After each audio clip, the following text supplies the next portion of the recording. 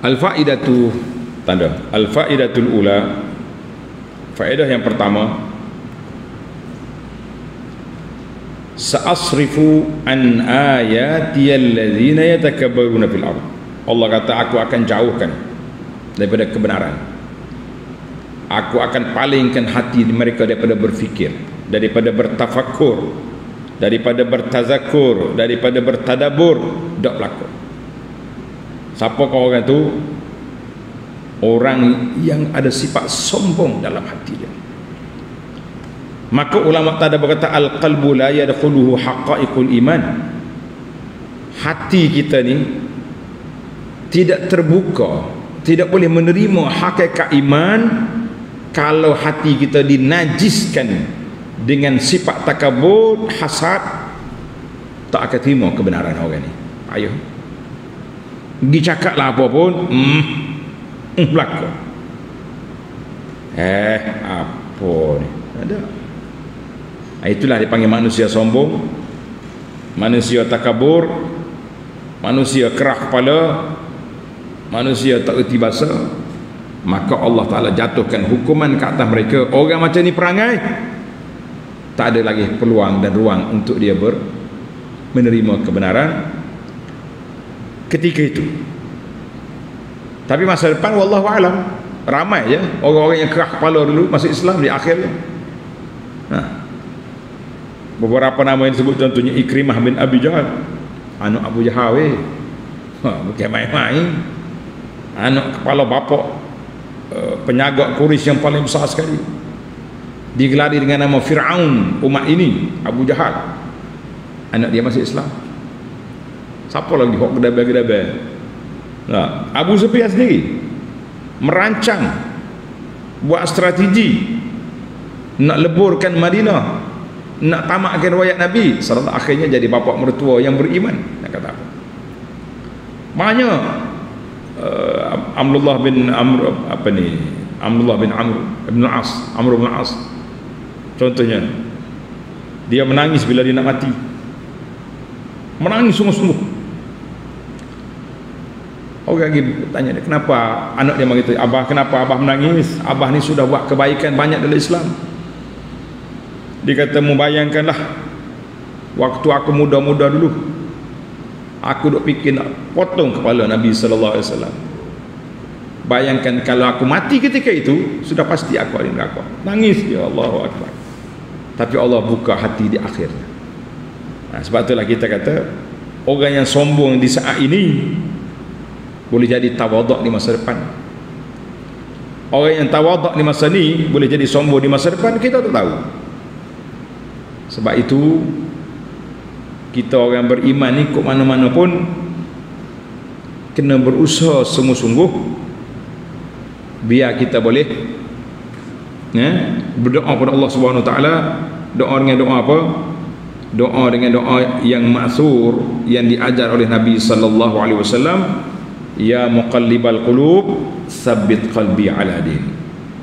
Wahai Tuhan yang membolak-balikkan hati, tetapkan hati aku di atas agamamu.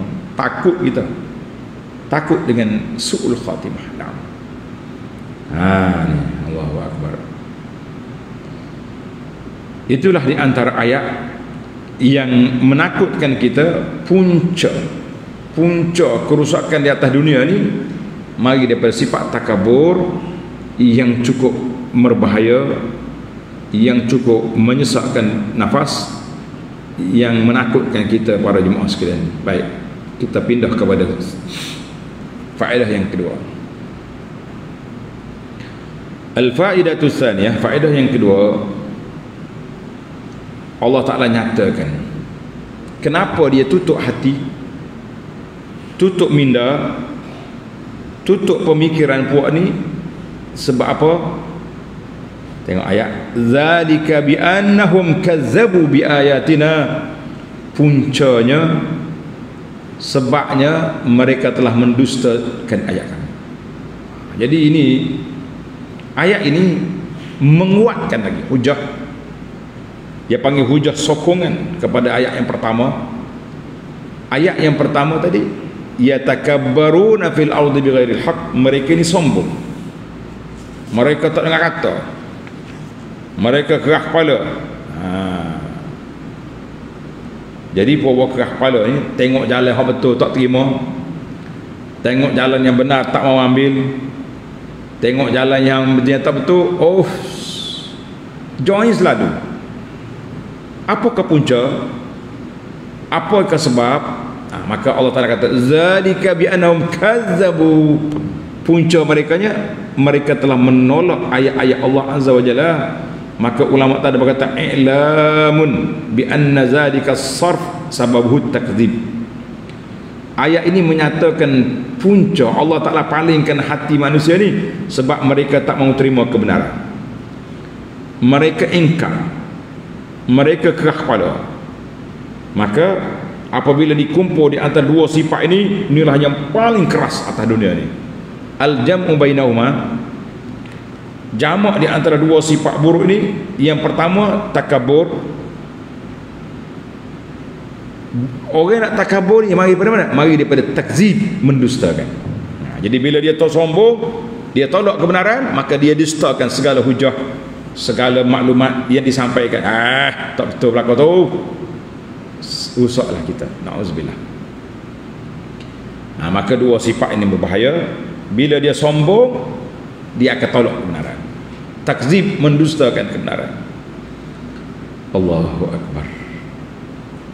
La haula wala quwata illa billah. Kita rasa takut. Sifat-sifat ni, simptom-simptom ni berlega di kawasan kita ya, tak ada jauh-jauh. Bila orang cerita pada dia ni, siapa ustaz ni? Dia baca Quran hadis apa? Mana tahu dia tu. Kita ni ahli hakikat makrifat. Dia tahu apa? Tahu apa. Sombong. Baik.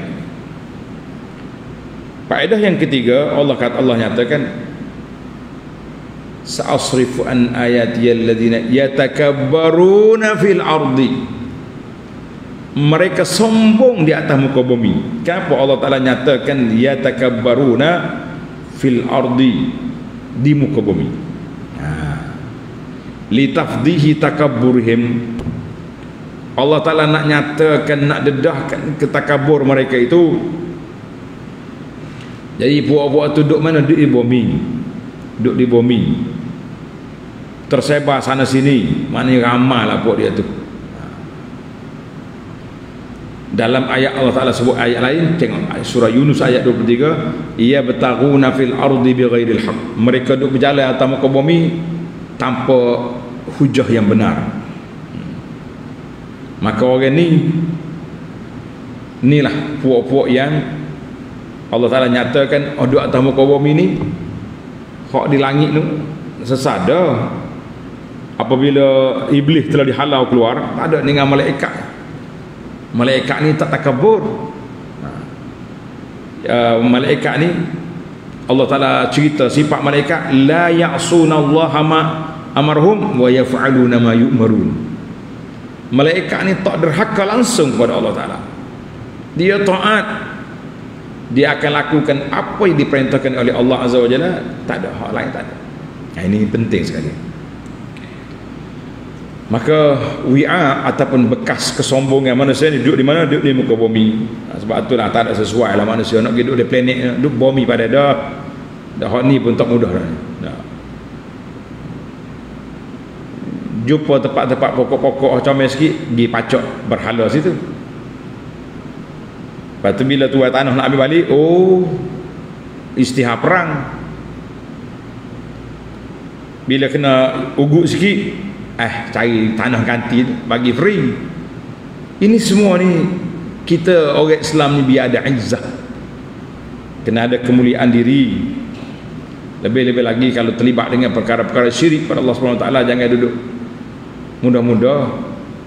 Kita tak kacau rumah ibadat orang, tapi kalau dia mari duduk pacok atas tanah kerajaan, dia pacok atas tanah orang, itu tak ada masalah, tak ada apa-apa. Undang-undang dunia pun tak boleh buat lagu tu. Tiba-tiba kita orang Islam ni terlalu lunak sampai peringkat macam tak ada prinsip. Ini bahaya. Allahumma inna nabra'u min haula, ya Allah kita berlepas diri daripada perbuatan mereka yang terlalu berlunak-lunak dengan buah-buah kafir ni. Nah, baiklah. Sepatutnya khalifatan fil ardi, pemimpin atas muka bumi ini untuk memakmurkan bumi dengan syariat Allah. Bukan makmurkan bumi dengan berhala-berhala yang ada tu, jangan. Baiklah. Ayat di hujung ayat 146 Allah kata, tengok ini faedah yang keempat. Faedah yang keempat. Di hujung ayat Tuhan kata, wa kanu anha ghafilin. Mereka tolak kebenaran. Mereka reject segala benda yang baik. Dan Allah keadaan mereka tu lalai, ghaflah, tak ingat ke Tuhan, lara ada belakang. Apa makna lalai? Tulis baca. Al-ghaflatu, lalai ni maknanya pemikiran kita tak tumpu pada satu benda, tak ingat, tak mikir ke dia, itu lalai.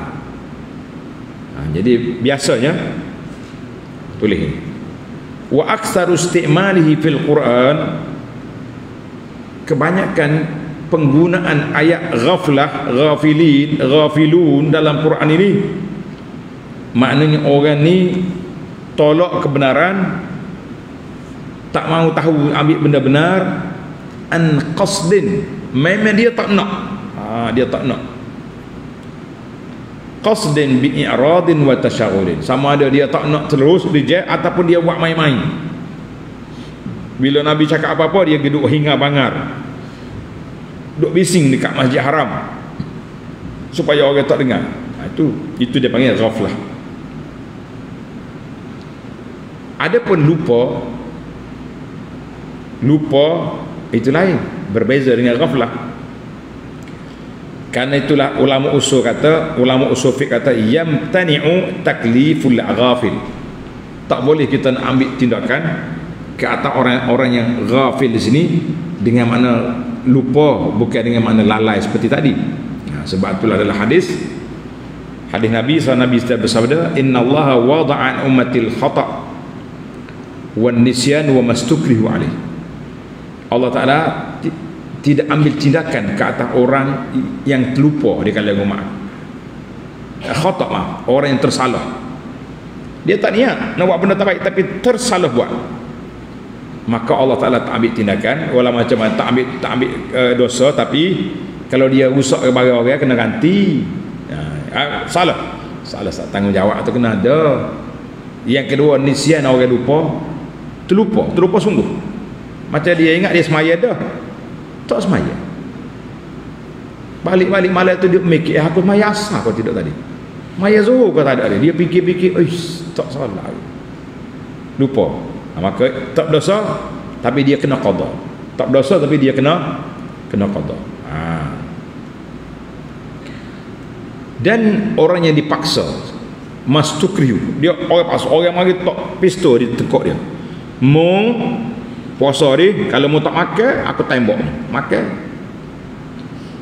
Sudah makan tanya pula, tak ada nambah kau ni. Kau kena paksa kan. Hadis ni rawah Ibnu Majah dan bisanadin sahih. Alhamdulillah. Cuma kita kena beza di antara tanda pelajar. Beza di antara ghaflah dengan an-nisyan. Apa beza?